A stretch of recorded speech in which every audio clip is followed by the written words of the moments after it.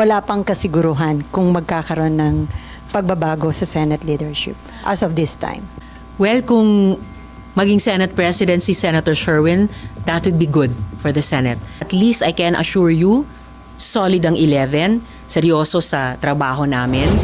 Nangihimasok ang Malacanang sa pagpili ng Senate President? Well, at different times sa kasaysayan, minsan nagpapahayag. Good morning, ma'am. Morning. Ian Cruz po ng GMA News. Ma'am, Yeah. mamayang session time by 3 p.m. may naasahan ba tayong mangyayaring bago? Magkakaroon po ba ng palitan ng liderato? Ano po bang magbabago mamaya? Status quo pa rin. Alam nyo naman, di ba, para magkaroon ng leadership change, tulad nung nangyari nung 2 weeks ago, kailangan ng majority number of members of the Senate. So, solid pa rin kaming 11 sa minority. May madadagdag po ba doon sa 11 para kayo na po muli ang maging majority? Sa ngayon, wala pa pong naidadagdag, kaya kami sa minority ay nakatutok talaga dun sa, panunumbalik ng pagtingin ng ating mga kababayan sa atin, sa Senado, at pagpapatuloy ng mga trabaho namin sa pagsulong ng mga panukalang batas, pagsagawa ng mga investigasyon sa mga resolusyon. In a few months, paggawa ulit ng budget, at dahil nanumpa na kami bilang mga senator judges, yung impeachment trial.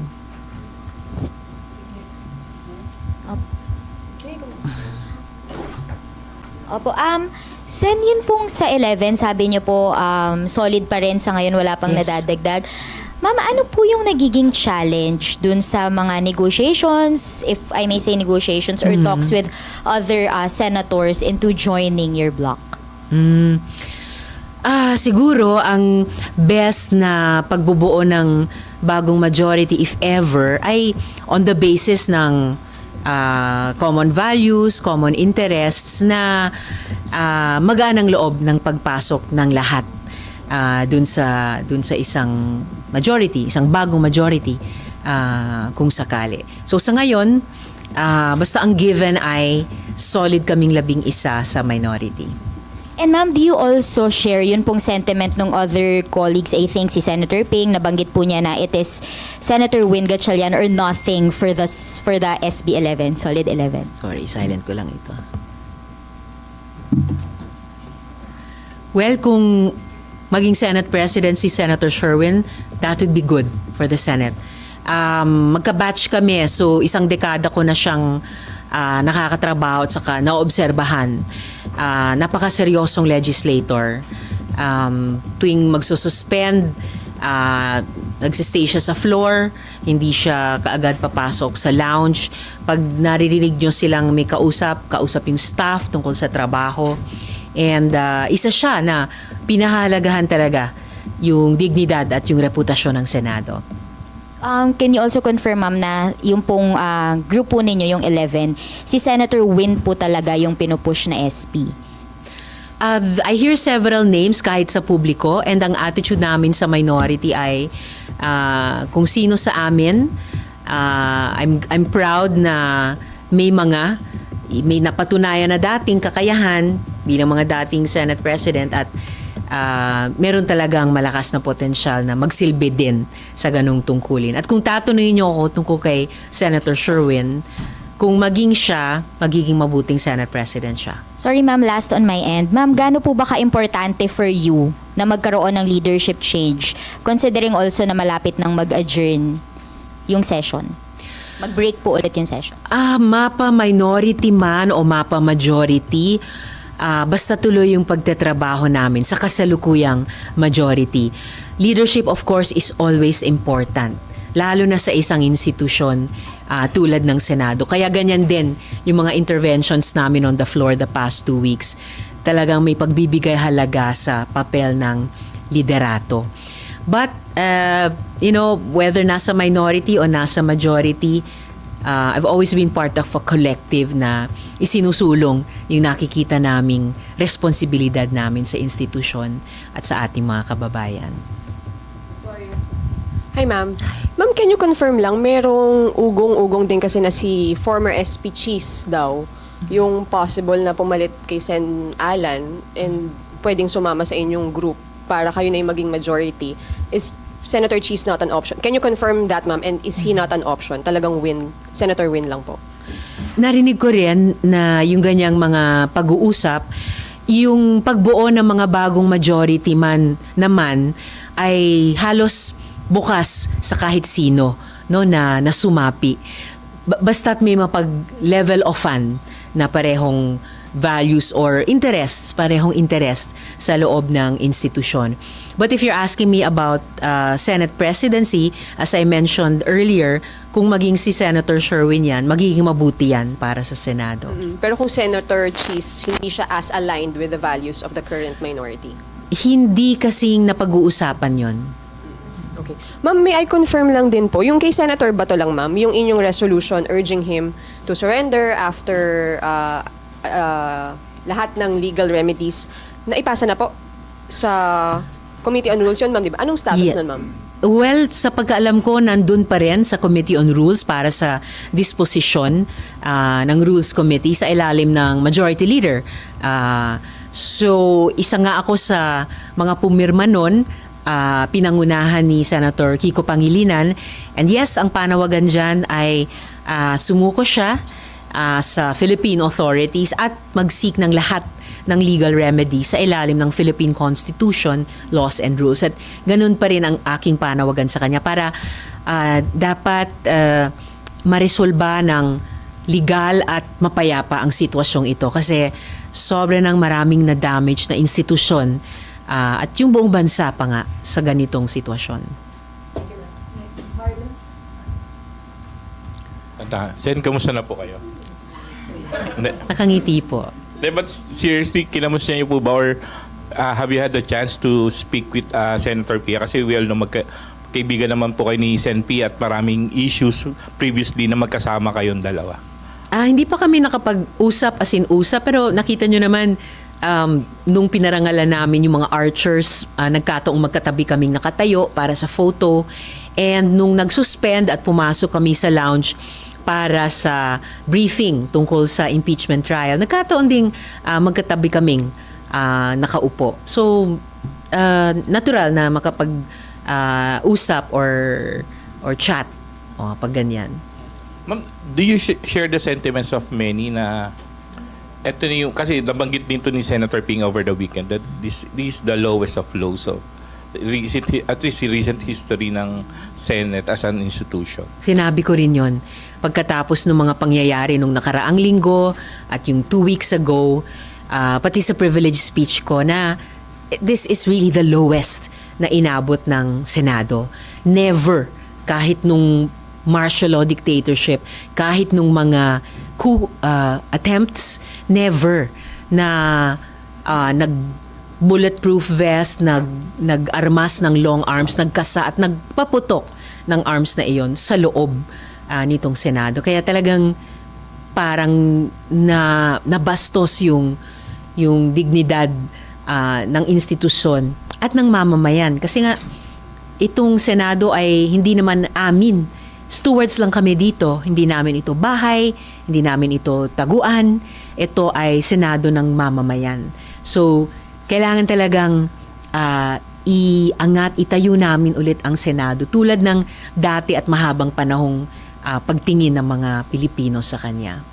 And paano po matutulungan na ibangan yung dignidad at respeto ng taong bayan sa Senado kung magpupush po ulit ng another leadership revamp, another leadership change sa Senado?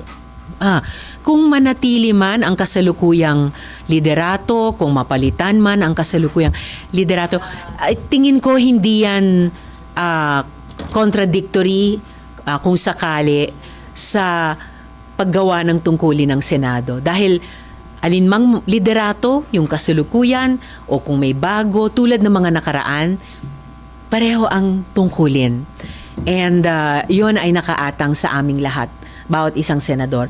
Mapa-minority man kami o mapa-majority. Thank you. So ma'am, ano yung nakikita ninyo para nga makabangon yung image ng Senate. Aside dun sa kasi sinabi ni Senator Ping, isa sa nakikita nila para magkaroon ng fresh start, yung magkaroon ng change ng Senate leadership. Pero para sa inyo, the same work pa rin naman kahit magpalit. So ano nakikita nyo? Paano makakabangon? Kasi meron ding grupo na nanawagan, magsipag-resign na lang daw yung mga sumira sa imahe ng Senate. So magsimula tayo dun sa ongoing investigation. Kinikilala ko for one yung mga findings so far ng PNP investigation at pinahalagahan ko yung magiging kompletong fact-finding ng Department of Justice prosecutors. Kung magsasagawa rin kami ng sariling investigasyon, pwede namang mag-parallel yun at mag-complement yung mga iba't ibang investigasyon sa isa't isa. Dahil halos pare-pareho namang ebidensya ang titignan. So, at lampas dun sa investigasyong iyan kung saan talagang dapat masagot bukod sa, at kita kasi sa video, sinong unang nagpaputok, bakit nagpaputok, yung tanong na papaano nangyari ang lahat ng ito. At kung may matukoy yung investigasyon or mga investigasyon na mga dapat managot, dapat talagang panagutin sila at walang pagtatakip sa anuman. Ma'am, ano yung pwedeng maging worst scenario sa Senate kung wala kayong magawa para makarecover, mabawi yung magandang imahe ng Senate? Meron pa bang worse doon? Nasa worst situation na nga kami sa ngayon eh. So there should be no way to go but up. Nowhere to go but up. So magwasto kami sa harap, sa mata ng mamamayan. Tumutok ulit sa mga trabahong kinakailangan ngayong nagpapatuloy yung Middle East War, yung oil crisis at paghihirap ng ating mga kababayan sa gitna nun.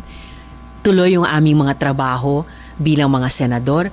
Yung nabanggit ko kanina, kasama na yung impeachment trial.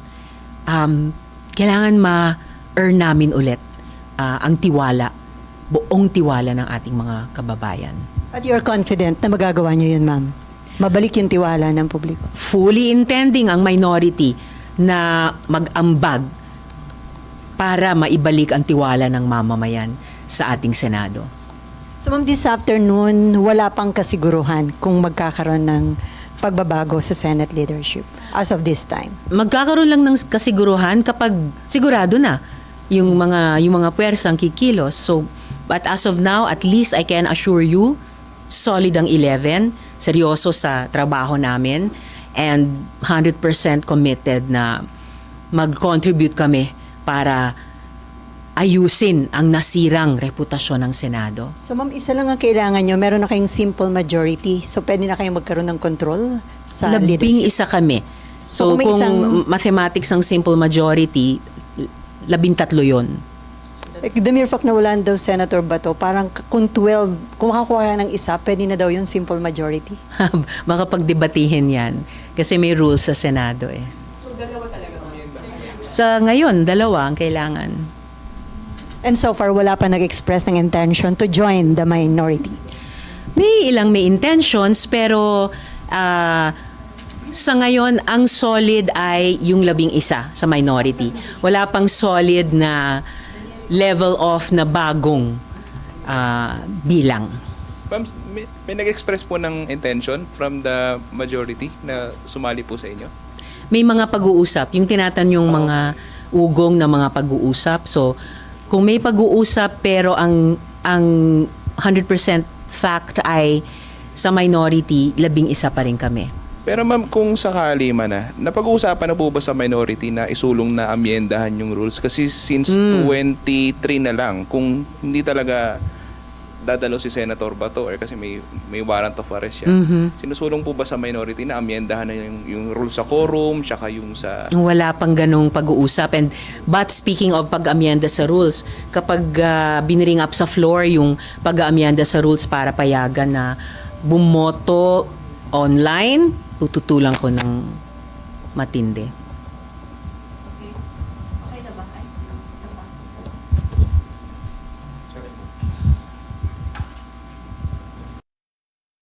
Kasi may mga nagpa-schedule ng privilege speech mamaya regarding the incident 2 weeks ago. Do we expect some emotional outburst uli regarding this? Or kung meron man, paano ito makatutulong na pag-usapan yung seryosong nangyari 2 weeks ago? Kung may emotional outbursts man, wala namang problema basta't idudugtong dun sa paano ito makakatulong. So ilalagay dun sa yung emosyon nating lahat bilang tao, dun sa konteksto na paano aasta at kikilos ang Senado para tugunan yung damdamin, yung kaisipan, yung pagdududa at yung pangangailangang matindi ng ating mga kababayan. So basta't paabutin namin dun sa level na yon, then magiging kapaki-pakinabang.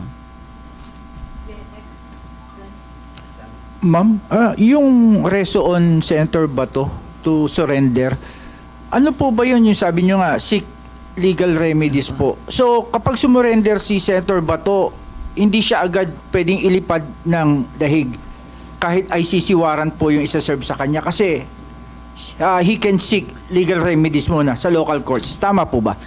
May nagsasabi na sa ilalim ng Rome Statute na operational sa Pilipinas hanggang 2019 at sa ilalim din ng mga batas ng Pilipinas, pati yung ilan sa mga pinakabagong batas na may interpretasyon na pwede nang magdesisyon ang gobyerno na ilipat siya dun sa ICC. Pero dahil merong judiciary dito na minsan o 2 beses na niyang hiningian ng TRO, ibig sabihin may mga legal remedies pa dito sa Philippine Judiciary. So, meaning depende po sa gobyerno kung ibibigay siya agad pag sumurrender siya o nahuli siya sa dahig. Depende sa gobyerno at depende rin sa kanyang mga legal moves vis-a-vis yung Philippine courts. Thank you, ma'am. Ma'am, si General Aplasca nakita namin last week. Kanina nakita rin namin siya. Sa caucus ba na tatalakay ba? Ano na ba talaga status niya? Suspended na ba siya o dito pa rin siya? Hindi namin siya napag-uusapan. Well, I don't know about the majority caucus. Kailangan sila ang tanungin nyo. Pero hindi namin siya napag-uusapan sa minority. Pero sa pagkaalam ko, suspended nga siya ng Office of the Ombudsman para sa 6 na buwan. Gayunpaman, inaasahan ko na magiging available siya para sa anumang investigasyon dahil naging active participant din po siya sa mga kaganapan ng gabing iyon. Ma'am, sa ibang topic, kay Sen. Robin, may move ba sa minority na isa lang din siya sa ethics complaint dahil dun sa ginawa po niya dun sa pagsasakay kay Sen. Bato, paalis po ng Senado? Wala kaming napag-uusapang ganyan. Hindi ko alam kung may mamamayan na magrereklamo ng ganon sa Committee on Ethics. Sorry.